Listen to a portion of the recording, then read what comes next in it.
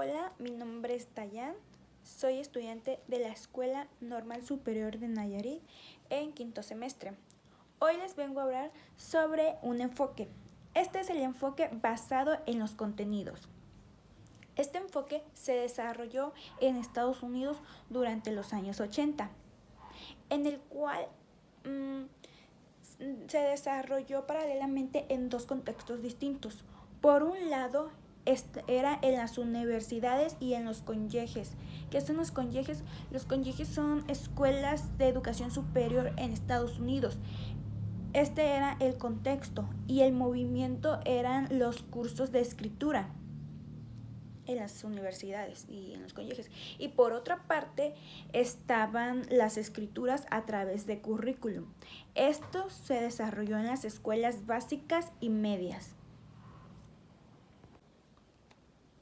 Eran contextos distintos, pero tenían una cosa en común, que ambos, la idea fundamental que sobresalía era la supremación, es decir, la jerarquía y la clasificación de los contenidos por encima de las formas, ya sean estas de forma gramática, función, tipo de texto o hasta el proceso. Parte que son las primeras, los cursos de las escrituras de las universidades. Aquí los profesores, su función era saber y aprender sobre el mismo alumno. Esto era enfocado en los alumnos, en los estudiantes. Los profesores tenían que aprender sus características, las necesidades de estos y también sus intereses, pues así les hacían que escribir. Los alumnos no querían escribir sobre sus vacaciones, sino sobre temas interesantes, ya que también ya como era en las universidades, ya tenían como un enfoque y algo en específico de qué hablar, ya sea de la química, física, entre otras. Y obviamente que la metodología de los cursos de escritura de las universidades se enfocaban más en las necesidades del alumno, que estos eran los textos académicos. Ejemplos de los textos académicos son exámenes, trabajos, reseñas, fichas, etcétera, entre otros más. Y los no académicos, algunos ejemplos podían ser diarios personales, notas, etcétera. Los textos académicos tienen un lenguaje especializado, es decir, muy analítico y técnico.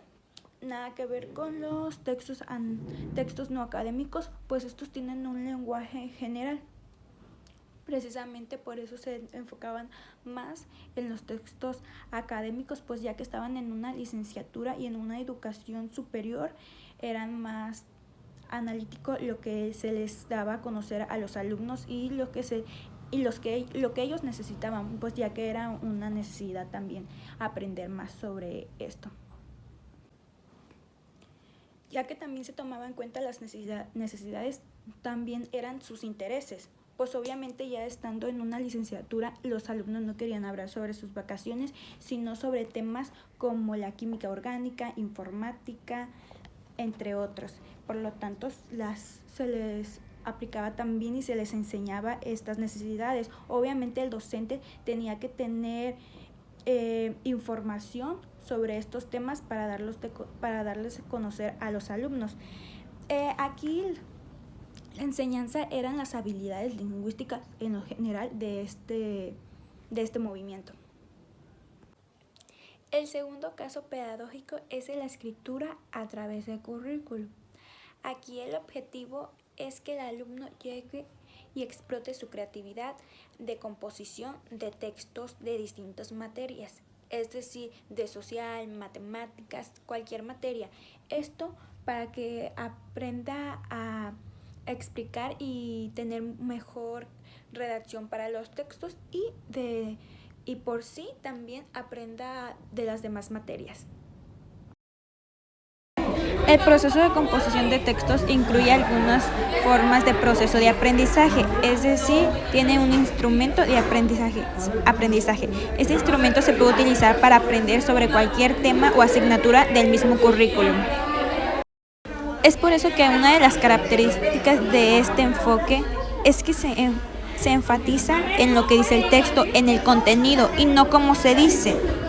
Es decir, no se puede escribir la experiencia personal de cada uno, sino sobre algún tema académico.